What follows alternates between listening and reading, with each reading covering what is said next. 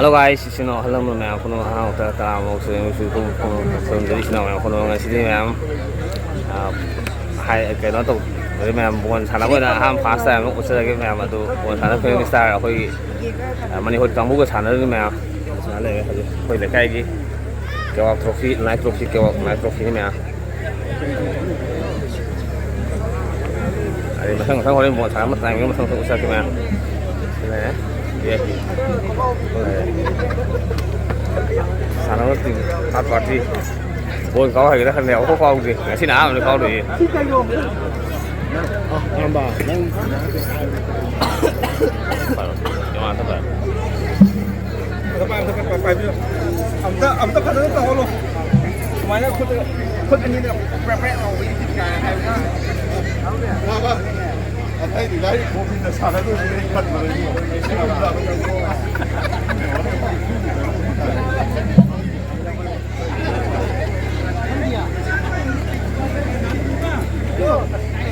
anh phát sọt cái này cô lâu mình lấy thế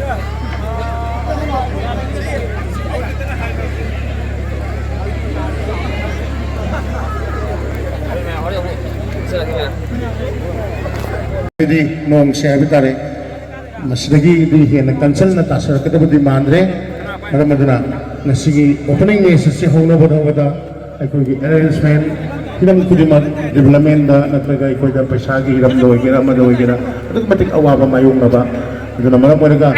nasigi na mila sila kayo manong dada na nasigi opening ni sa si kai ki bitara ga di ko da su magkilaka ni isulo ko dire nasigi play kasi kay kuna jari ba yung club ki hotel si president o biri ba ningo nang bicara pada su kai mo sana gaw na nasigi kiwa club ki matangay ba club si hek ni club pada gina nasib hawa len na gamot le ba ko gi ikura iton si yamba singa di club pada club si ni club pada sina ka play kasi nasigi maning damna kiwa toping marirak suba isa 11 time in soccer program tournament lumirangi matang ko da sana ba singa ba tunamela sige honggo pagi promosi prevosing tabire no buta kecare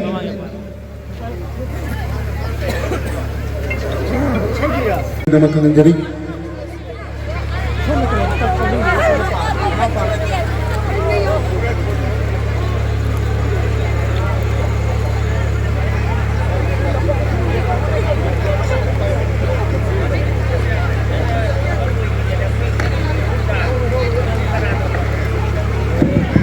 Lisa ni koi Manipur da irang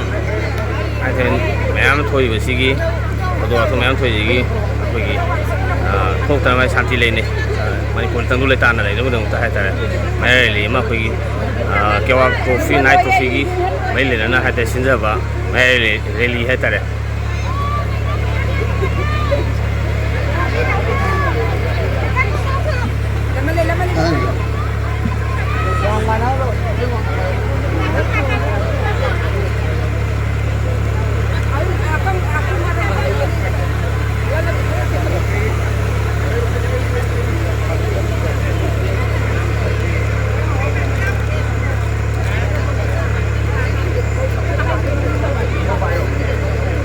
lối bên này để thô lỗ cái mấy phải biết cái gì mấy cái gì mấy phải biết gì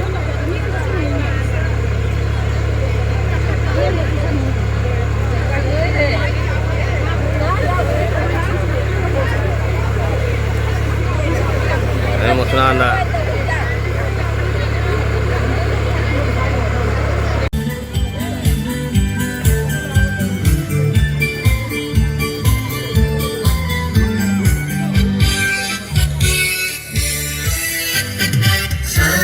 sige polawasi ko ikut na sige ko ba ko pesi ko yung balaki riba ko ji lawi ba laki riba dulu ko ji aman bidaga duga tai di hek kami ba tai di ko laki riba ko ay pa namang sinam tang wara basuana ko mi amam tang ko na lemin raga sige sigum na ba Manipur da thog riba yam na tandu lai ka ba ki na ko terrorist sing na taw riba thong sing asi Central government na India government ay yokatuna thamba amadi ekoi yalong isida noma magi kasi amanatraga amada ekoi noma kangana afang khudi mata nomai kapsan ba landa ba iha ki pun takar ni basigi mayok kai koi yaning de hai kana ngasi iwak lamna sunjaraga yamna samjaba kalau lawan ko na jabani maraming ngasi kalau ngasi aikoi khana aikoi na lawan ko na jaram badu aikoi na laujara aikoi gi imau haikare isa haikare mahangna aikoi ko masna lawan tani aikoi gi bahut silaga maraming mayam punna bahut sinsu aduh merapa di bawah maju sinsu senanga hajabulu ni sana pani ba magasi sana lawan ka pamula hanggat ba laiban na din kadi hanggat ba juga ako ni mapamla ko kanila lawan ko din maju sing kumbi ba ko din may rado hanggat mila ba kita ba ko single lang din sing gi mak kadi lolo lang din kadi so lang ka ba kasara lagi kaya music dalam hidup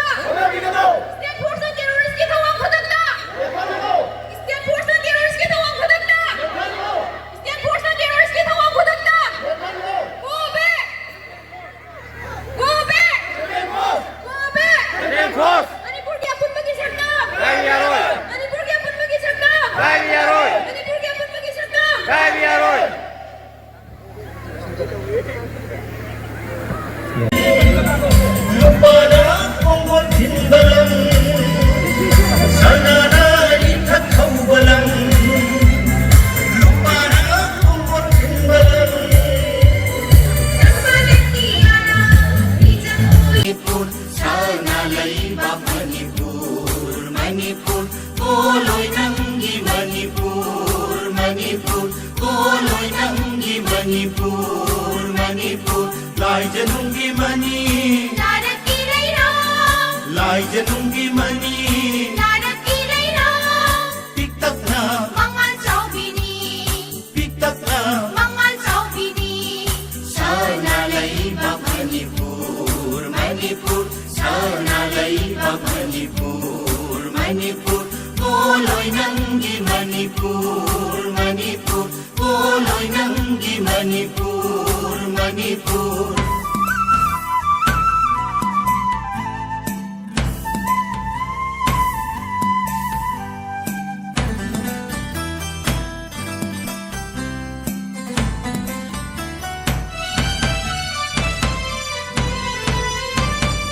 Inumbung dagi haurakpi Jinglo na palon tharibi Inumbung dagi haurakpi Jinglo na palon tharibi Sanglen ki Josepi Chanvi haibi Sanglen ki Josepi Chanvi haibi Signalem na manpuribi Signalem na manpuribi Sana lai ba Manipur, Manipur, sana lai ba Manipur, Manipur, poloy nanggi Manipur, Manipur, poloy nanggi Manipur, Manipur.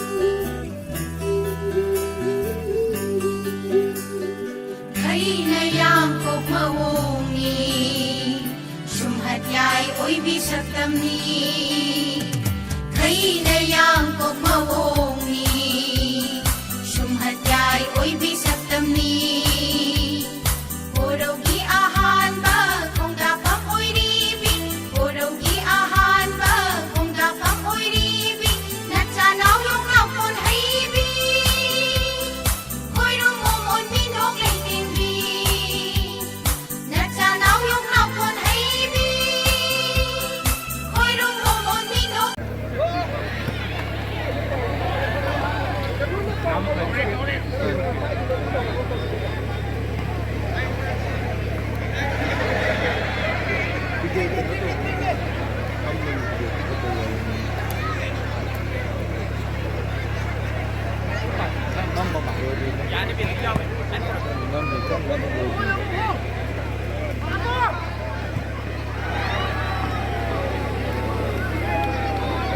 juga pergi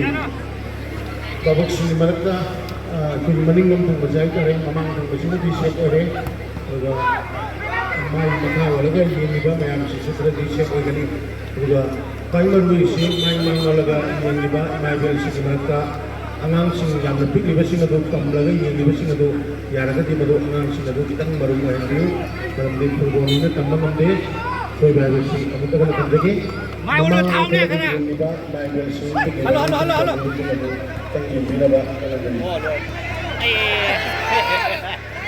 tapi halo ah sialnya nasib kamu ni nasib mana ni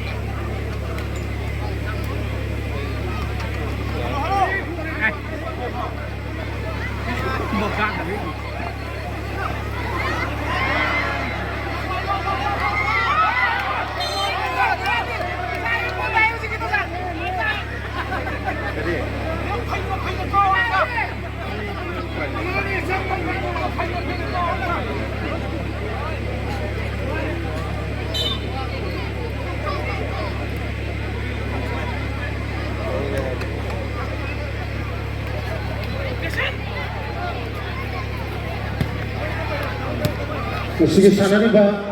mi sige kiwa kopi organization kami di tim lagi ahan ba goal chan mang ba le dal palising magi prize lagi amo jaga na tam jage ajo sana ni ba boss nó mà hàng sản đâu đi qua đây có thà đây hạp tôi mà tôi mà ô trên này phải bác tài đây phải cà phê này hay là mày hay em sẽ làm đấy đã sẽ làm đấy thì cả ini saya boni dia fresh saya cara tu boleh wah patah deh tapi ni dia fresh delis Jackson itu boleh le mana ni betul ham rumah itu saya cari pura fresh kafe ni mai tare saya memang aja ni lu ni tiga meter memang masih kubur kewang naik trofi di hati memang tham sun pak tu ni memang di IT pak tu sebenarnya memang sih tham sun pak tu ni kewang trofi memang orang makan tamu thong thong gue besar memang